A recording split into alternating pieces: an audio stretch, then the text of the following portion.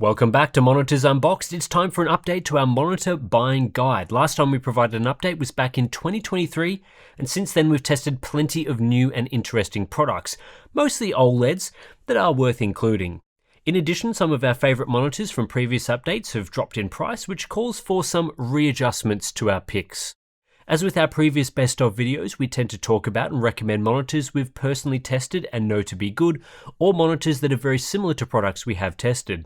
It's always worth going back and checking out the dedicated monitor reviews we produce for more in-depth thoughts on each product. But just so you know, these recommendations are not sponsored in any way by any company. They're based on our testing and reviews. The goal of this video is to go through 5 different monitor categories covering 1080p, 1440p, 4K, ultrawide and HDR gaming monitors, with several recommendations in each category covering high-end and budget price points.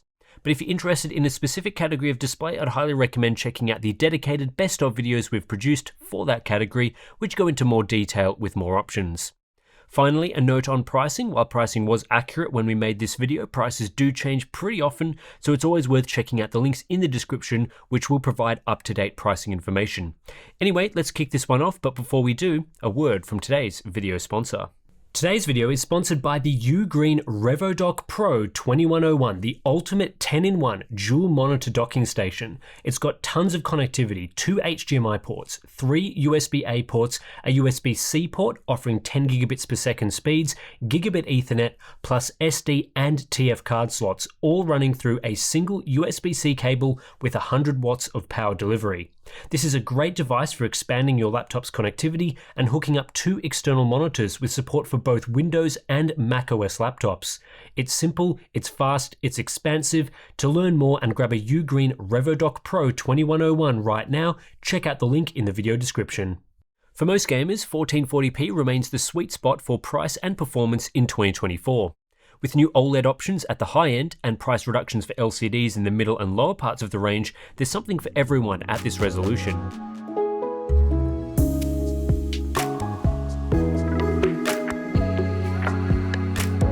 For those after the ultimate 1440p gaming monitor, I'd currently recommend the ASUS ROG Strix XG27AQ DMG. This is their new glossy WOLED monitor offering a 27-inch panel size, 1440p resolution, and 240Hz refresh rate with adaptive sync. For most gamers after a high-end, brilliant gaming display, the XG27AQ DMG offers an excellent range of features and performance without being priced well above where it should be.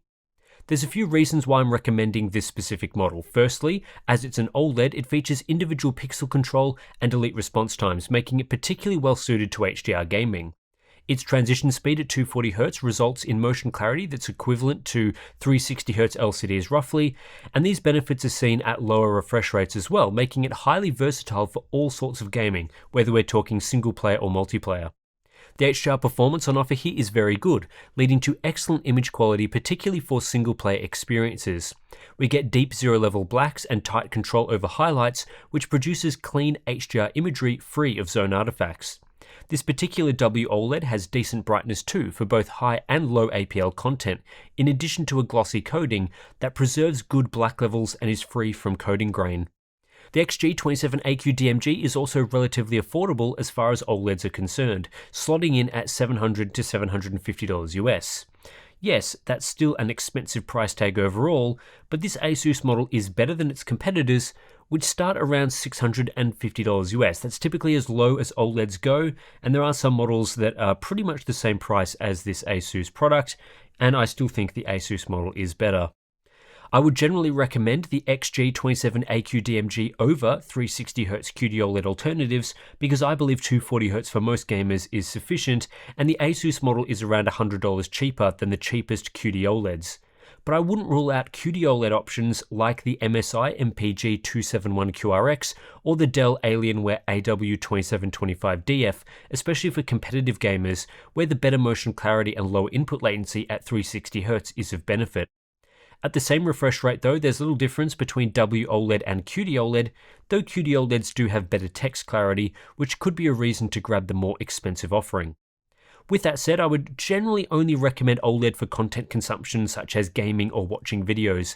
There is a risk of permanent burn-in with OLEDs exacerbated by static content, like you would see when using productivity apps and web browsers. For mixed use cases or situations where you primarily use your display for work, it's difficult to recommend an OLED right now. For budget 1440p gamers, there's a few ways you could go. If you're interested in HDR gaming, mostly for single player titles, I'd go with the AOC Q27 G3XMN. It's a 27-inch 1440p 180Hz VA LCD with 336 zone local dimming. And at just $280 US, it's one of the cheapest and best entry points to HDR gaming on the market right now. It absolutely destroys most monitors advertised to support HDR, which mostly only have pathetic, useless edge-lit dimming. While below an OLED in terms of HDR performance, the Q27 G3XMN offers reasonable full-array dimming capable of producing deeper blacks and a higher than standard contrast ratio. Peak brightness is in the 1300 nit range too. However, for gamers after the best motion clarity, this VA LCD isn't the best in that area, so it's a trade-off between contrast capabilities for HDR and speed. I also had some concerns over backlight zone flickering. But generally, if you have just $300 to spend and want a true HDR gaming monitor, this AOC display is the way to go.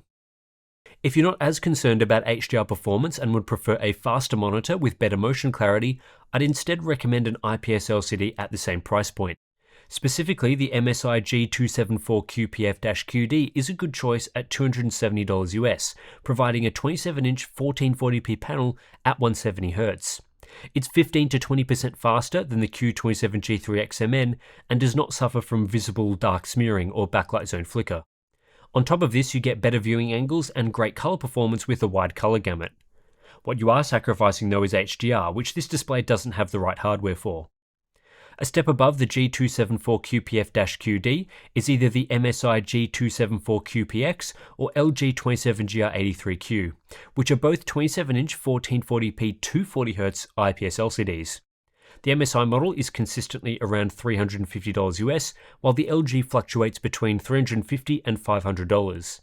At $500, the LG model simply isn't worth it, so I'd go with the MSI model, but if you can grab the LG for its discounted $350 price, it's the better version and is what I'd recommend. The main reason to spend the extra $80 on one of these 240Hz monitors is the higher refresh rate, which has its benefits in motion clarity and input lag for multiplayer titles. The 27GR83Q in particular is also better tuned across the refresh range and comes more accurate out of the box relative to either of the MSI monitors I've mentioned, so that's a healthy set of improvements as the price creeps more into the mid-range. What I would be looking to avoid though is any 1440p 240Hz LCD priced above $400 US and any 1440p 180Hz-ish LCD priced above $300 US. There are tons of monitors on the market in these categories, and many are overpriced, usually offering nothing to justify the higher price tags. If you stick to that price guide and you look across all the reviews on this channel, you're sure to find a winner in most regions.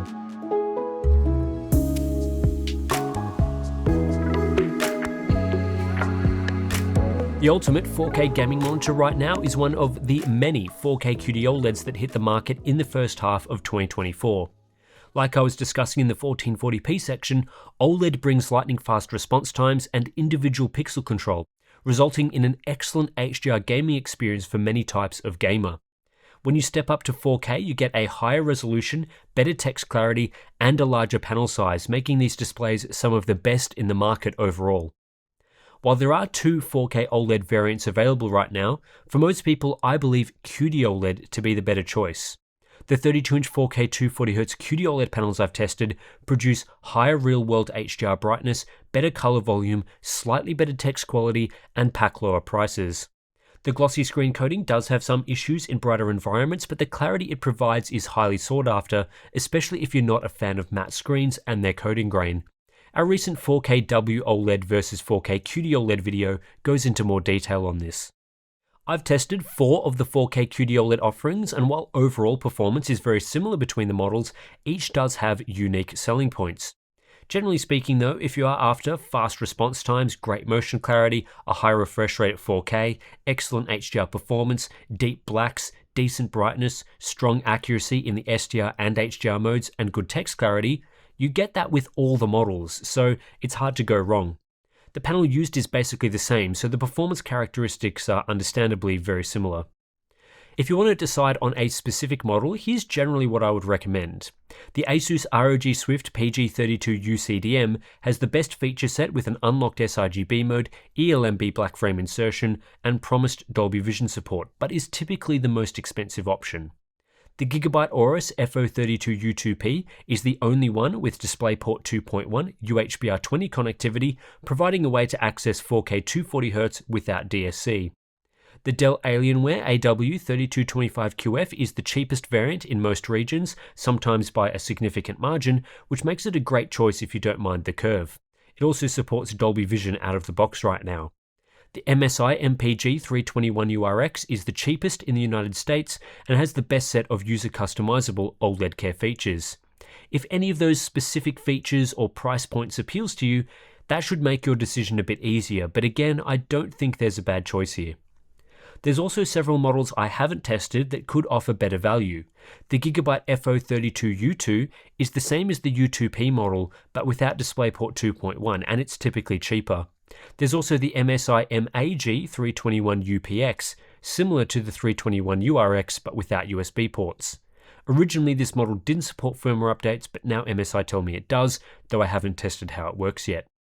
While I think the 4K 240Hz QD-OLED offerings are generally the way to go for most buyers, especially those with a focus on single-player HDR gaming, 4K W OLED is still worth considering in some situations. In particular, if you're a gamer that loves fast-paced competitive multiplayer titles, a 4K W OLED like the LG 32GS95UE might be the better choice. This is due to these 32-inch W OLED panels offering a unique feature called Dual Mode, which allows them to switch between 4K 240Hz and 1080p 480Hz modes at the press of a button. The 1080p 480Hz mode has noticeably better motion clarity and lower input lag than 4K 240Hz modes, so it's a better way to play titles like Counter-Strike, Call of Duty, or Apex Legends if you don't mind the drop in resolution. And given it also supports 4K 240Hz, you can switch back to a higher resolution experience for single-player or less motion-sensitive titles, giving you the best of both worlds, an awesome feature for those that enjoy a wide variety of games. However, the LG model is more expensive than a typical QD-OLED, is less well calibrated, doesn't get as bright in real-world scenes, and lacks other features.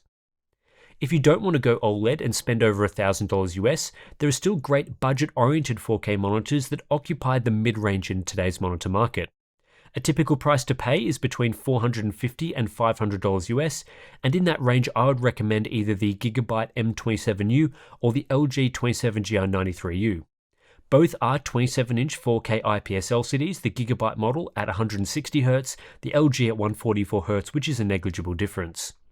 Both options offer a balanced experience across all areas to performance, from response time speed to color quality. Motion performance is similar to that of other modern IPS LCDs. We're looking at a wide gamut experience, great brightness, reasonable factory calibration, and of course the excellent resolution of a 4K panel that's well suited to productivity work as well as gaming.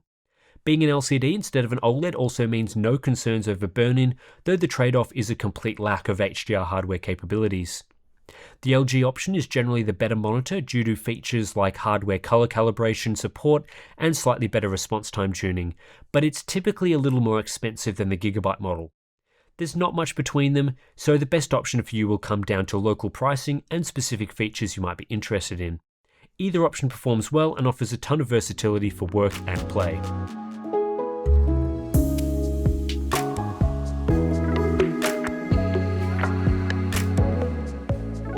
If you've skipped forward to the best HDR section of this video, I've actually covered my HDR picks already in the 1440p and 4K sections. But here's a quick summary if you're in the market specifically for an HDR gaming display. The best HDR monitors on the market right now are 32-inch 4K 240Hz QD OLEDs, but they're also the most expensive, typically starting around $1,000 US, which is certainly a hefty price tag. Luckily, you can't really go wrong between the Asus PG32 UCDM, MSI 321URX, Gigabyte FO32U2P, and Dell AW3225QF. They all perform really well, so you should make a final choice based on any unique features that you're interested in and the price in your region. For most HDR gamers, I just can't recommend anything but OLED at the high end. The capabilities of OLED are so well suited to a wide variety of games. There's a few HDR LCDs I've liked in the past, such as the Samsung Neo G7, but with current prices it's difficult to recommend them. The only reason I'd go LCD is if you plan on doing a ton of productivity work, in which case the burn-in concerns around OLED makes that panel type less than ideal. If you still want an OLED gaming monitor for its HDR capabilities but can't justify spending over $1,000 US, then the next best option is spending around $700 to get the Asus ROG Strix XG27 AQDMG. It's a 27-inch 1440p 240Hz W OLED with a glossy screen coating and generally excellent performance, including great brightness characteristics. With its price sitting around the entry point for OLED monitors, it's hard to go past in the upper mid-range. Then for budget HDR gamers, I'd go with the AOC Q27G3XMN. It features a 27-inch 1440p 180Hz VA LCD panel with 336 zone local dimming. It doesn't have the same tight control over HDR that you'd get from an OLED, but its contrast is enhanced by a truly HDR-capable backlight, and it gets very bright. There are few monitors offering these sorts of capabilities at its $280 price point. Most are fake HDR products that are impossible to recommend for people that actually want to experience proper HDR gaming. This AOC monitor isn't fake, and I'd recommend it.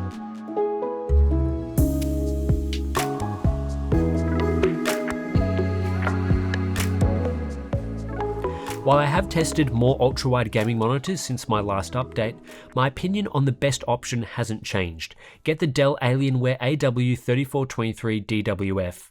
At just $800 to $900 US these days, the AW3423 DWF is rarely beaten for value, and thanks to the latest suite of firmware updates, it also offers excellent performance.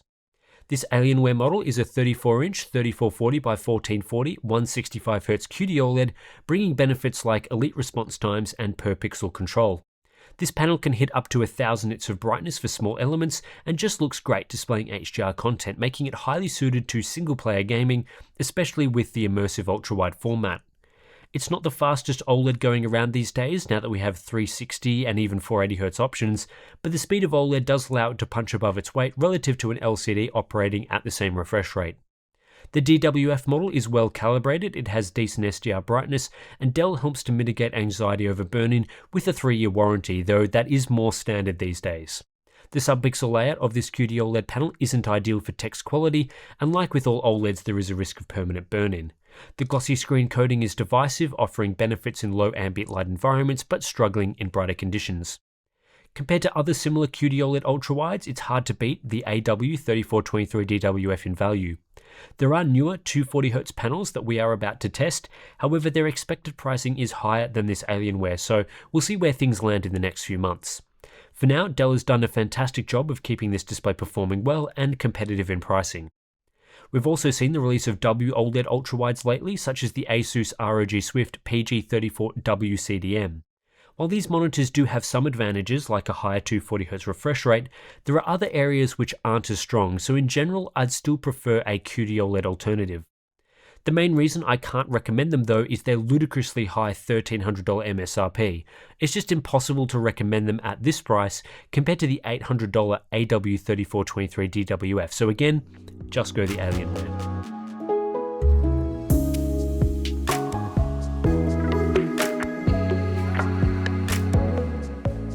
The story in the 1080p product class hasn't changed much over the last few years. The reason you'd consider a 1080p monitor in 2024 is you're either after one of the cheapest displays you can get, or you want a super high refresh rate option for serious competitive gaming. For anything between these two categories, I think there are better options, particularly 1440p monitors, which offer great bang for buck. In the budget category, I'd recommend the AOC 24G4, also known as the 24G4X in some regions. This is a newer, better version of the 1080p AOC monitors I've been recommending previously, such as the 24G2SP and 24G2.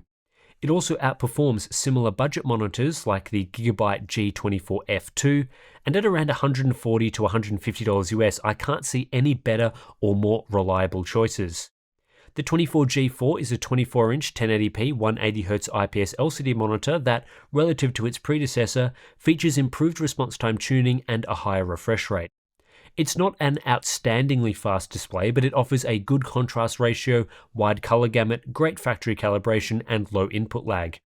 This ends up creating a nice overall package that delivers a strong balance of motion performance and color quality. It's common in this price range for one of those aspects to be neglected, but that isn't the case with the 24G4, which is why it's a solid entry-level monitor choice.